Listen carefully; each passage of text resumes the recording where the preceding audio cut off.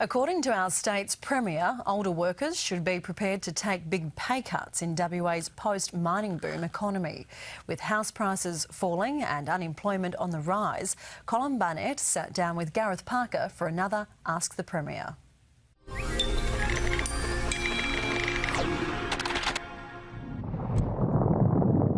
WA's dream run is over.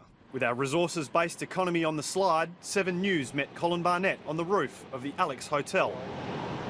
It's a new haven for tourists in Northbridge, the sort of business WA needs to find more of to weather the storm.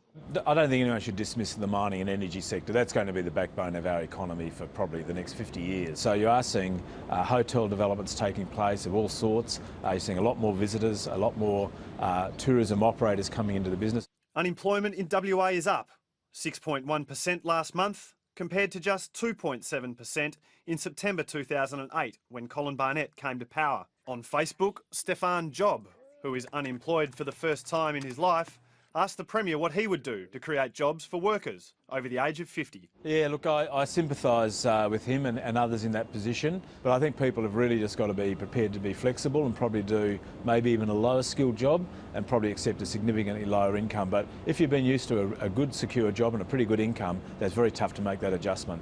Jobs are also on the mind of Katrina King, who wants to know why there are still overseas workers in WA on visas. Less than there were, and many had come out during the peak period of mining activity.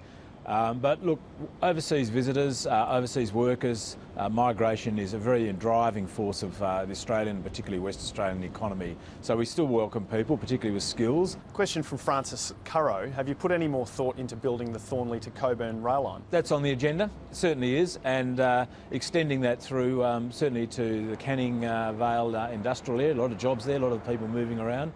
That project is one that Labor wants to build too, as part of Metronet. Is it true that you banned your MPs from saying the word Metronet to the media? Well, we don't need to advertise Labor's policy, but look, there's really no difference. We're both talking about expanding the rail system. With economic times tough, private sector employers are tightening their belts. Martin Roper's obviously a tradesman. He says that all tradies have got their wages cut. He wants to know if you politicians are going to take a wage cut. Members of Parliament didn't get a pay rise last year.